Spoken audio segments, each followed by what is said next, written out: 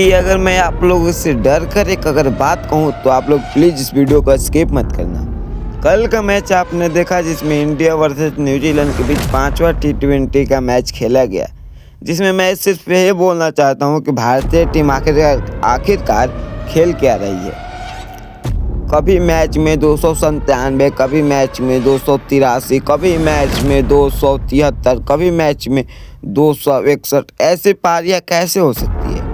आखिरकार भारतीय टीम ने फिर से अपना हाईएस्ट रिकॉर्ड बनाते हुए ईशान किशन की पारी के बदौलत फिर से भारतीय टीम ने 261 रन बना दिए।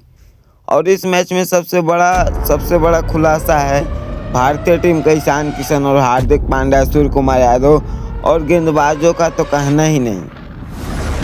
261 19 ओवर में था, लेकिन भारतीय टीम ने उसे बना दिया सिर्फ और सिर्फ 271-72, फिर से तीसरा अपना हाईएस्ट स्कोर।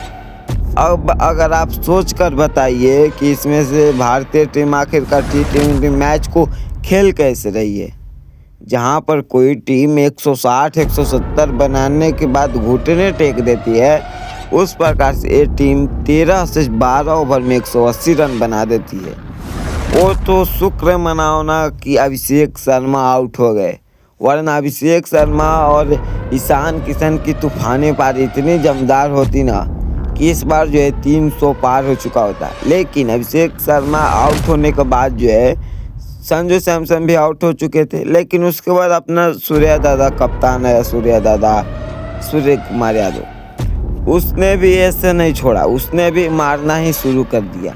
मात्र 29 गेंदों में 64 रनों की पारी, बेहतरीन पारी खेलने के बाद सूर्य कुमार यादव का फॉर्म आ चुका है। और यह T20 वर्ल्ड कप का लास्ट मैच है और इसी से भारतीय टीम खुश है, क्योंकि T20 वर्ल्ड कप हमारे पास ही आने वाला है। ऐसा भारतीय टीम कह चुकी है सभी टीमों को, क्योंकि जिस तरह से भारतीय टीम बैटिंग और जिस तरह से बॉलिंग कर रही है, उस तरह से भारतीय टीम को हराने वाला अभी तक कोई टीम तो पैदा ही नहीं हुआ। और पाकिस्तान की तो छोड़ो, पाकिस्तान अगर T20 वर्ल्ड कप में भारत से भिड़ जाए तो पक्की कहता हूँ कि इस पाकिस्तानियों को 300 प्लस रिकॉर्ड बनाकर ही छोड़ेगा भारत।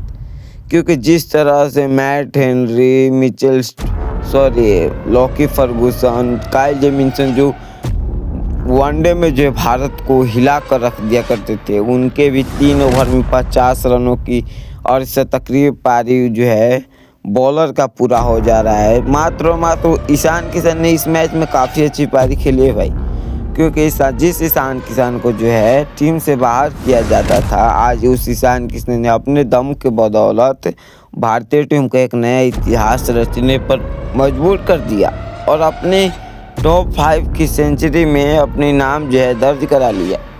मात्र 42 गेंदों में 103 रनों की बेहतरीन पारी के बदौलत भारतीय टीम ने फिर से इतिहास।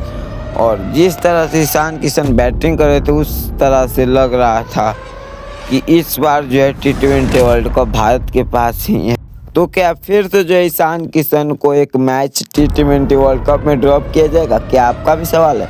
तो ऐसा बिल्कुल गलत है, क्योंकि ईशान किशन को अब मैच से ड्रॉप करना किसी की बस की बात नहीं। और सूर्य कुमार यादव खुद ईशान किशन को सपोर्ट करता है। और अभी आप ईशान किशन के फैन हो तो वीडियो को लाइक कर, चैनल को सब्सक्राइब जरूर कर देना, क्योंकि सूर्य कुमार यादव ने जितनी ईशान किशन की मदद की है, अभी तो ईशान किशन सनराइजर्स हैदराबाद की तरफ से खेलते हैं, लेकिन कुछ समय पहले जब मुंबई इंडियंस में खेला हुआ करते थे, तो उस समय 1 साल के लिए कैप्टन सूर्य कुमार यादव बने थे, जिसमें ईशान किशन की फॉर्म काफ़ी ख़राब थी, लेकिन लगातार मौके दे रहे थे सूर्य कुमार यादव।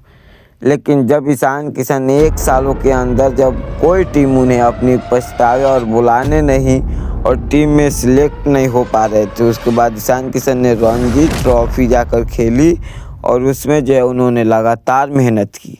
और आज मेहनत की वजह से ईशान किशन ने फिर से अपनी जो लय थी वो उन्होंने पक्की कर ली, क्योंकि जिस तरह से अभिषेक शर्मा बैटिंग करते हैं, उस तरह से कहीं ना कहीं ईशान किशन भी बैटिंग करते हैं। तो दोस्तों, कैसा लगा वीडियो? अगर वीडियो अच्छा लगा हो और इन्फॉर्मेटिव लगा हो तो वीडियो को लाइक कर देना। और आप भी भगवान से गुजारिश करना कि भारत T20 वर्ल्ड कप जीत जाए, तो उसके लिए वीडियो को लाइक कर, चैनल को सब्सक्राइब और कॉमेंट जरूर कर देना।